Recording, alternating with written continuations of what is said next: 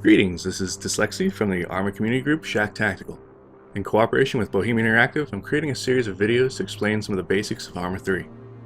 Today we'll be discussing the usage of two types of specialized infantry roles, the sniper and the anti-tank or anti-aircraft launcher team. We'll be covering general tips of how they can be employed effectively. Snipers are designed to scout and engage enemies from greater distances than typical infantry, while launcher teams can knock out heavy vehicles that infantry are otherwise powerless to defeat. We'll look at snipers first, then move on to the launcher teams next. Snipers tend to operate in small groups some distance from supporting forces. Due to this, you must take extra measures to conceal yourself and avoid drawing undue attention from the enemy. Your ghillie suit is intended to camouflage as well as break up your silhouette to make it harder to detect. The key to this being effective lies in picking intelligent places to hide. Nobody's going to believe that a bush laying on a road isn't a person, whereas picking a wooded area or patches of terrain that match the ghillie's colors is using it the way it was meant to be used. The same can be said of movement. A key distinguishing feature between an actual bush and a sniper in a ghillie suit is that the bush isn't going to stand up and start walking. So stay low, move slowly, and take your time.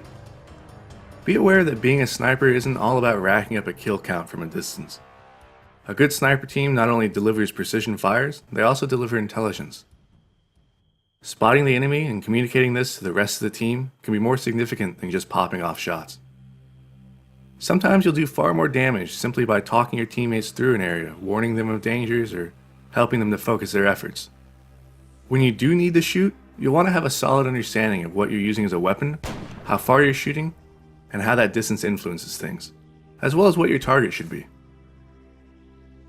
We'll look at the M320 rifle as an example of a sniper's weapon. This is a .408 caliber rifle with a 7-round magazine and a high-power scope. Looking through the scope reveals a standard mil-dot reticle. This is a first focal plane reticle, which means that the reticle scales according to the zoom level. The details of how mil-dot ranging works is a bit beyond this video, but if you intend to be a high-speed sniper, you'll want to look into it. Usage of a rangefinder simplifies the process, which most sniper spotter teams will have access to in some form. ARMA 3 allows you to adjust your sight ranging.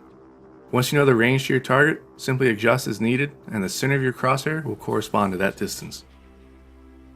Bear in mind that at extended ranges, the bullet will fly significantly above your point of aim during its flight to the target and will strike with less force than at closer ranges. When you're preparing for an engagement, choose your targets carefully. Focus on high-value targets, leaders, people with powerful weapons, and similar. You generally want to aim for the center of the visible mass of whatever you're shooting at. While headshots can be achieved at closer ranges, a good chest or upper torso hit will kill just as well, and has a benefit of offering a larger target area and less chance for a near miss. You'll want to fire from the most stable stance available to you. Good positions will generally allow you to fire from the prone or in a sitting posture if grass obscures a prone perspective. Before firing, make use of your breath hold key. By default, this happens when holding your right mouse button down.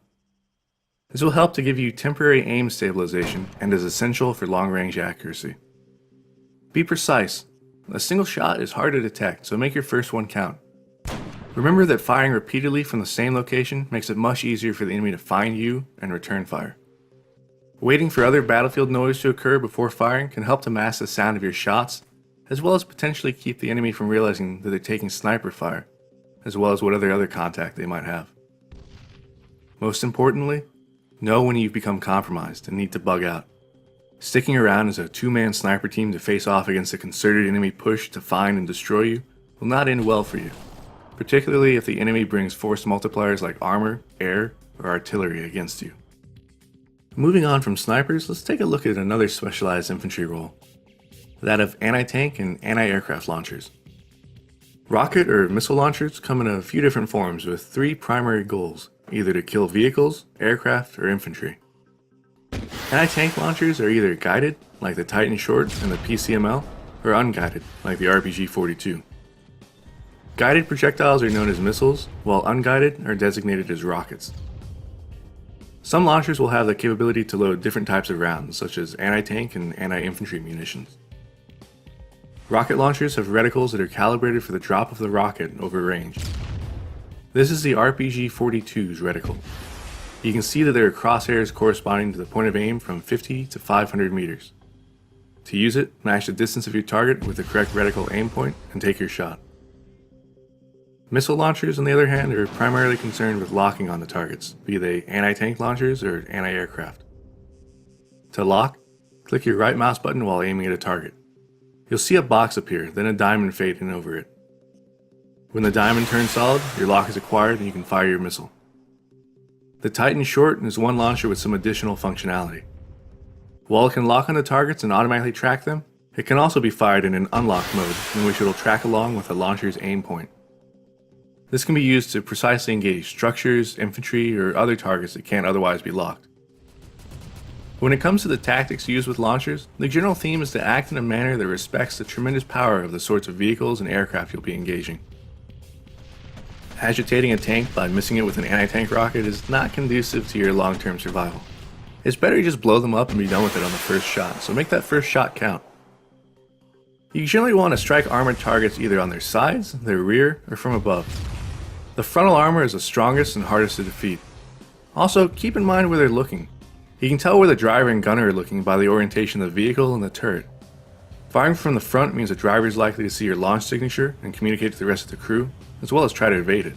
While firing when the turret is facing you, it's an easy way to get yourself promptly exploded. Try to fight vehicles in dense terrain. It's much easier to knock out a tank or similar in an urban area at close range than it is to try and hit them from a distance in more open terrain. Luring vehicles into towns or cities also allows you to fire them from above, making it that much harder for them to counter you. Try to select keyhole positions in which you can only be seen or engaged from a narrow angle.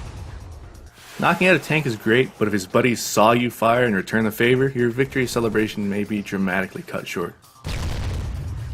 If you're using rockets against armor, it helps to have multiple gunners ready to engage. If the first gunner misses, he can rapidly communicate the adjustment needed to the second gunner, who can use that information to improve his chances for a hit.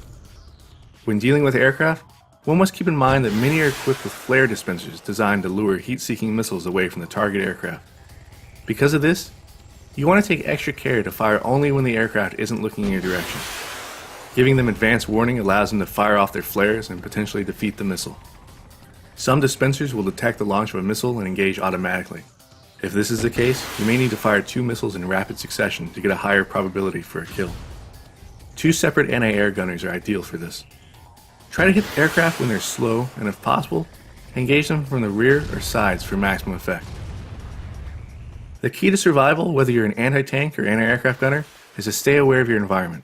Stay aware of the enemy threat, and employ your weapons such that the odds are stacked as highly in your favor as possible. As with all things, practice makes perfect. The more time you invest in learning how to fight tanks and aircraft as a launcher-equipped infantry, the more likely you are to succeed when it matters. For more community guide videos, be sure to subscribe to the official ARMA 3 YouTube channel. For other ARMA 3 updates, keep track of the official website, Facebook, and Twitter pages. If you'd like more in-depth tutorial and multiplayer gameplay of ARMA 3 and previous ARMA games, I'd also recommend you check out my channel here. This is Dyslexy, and I'll see you on Altus.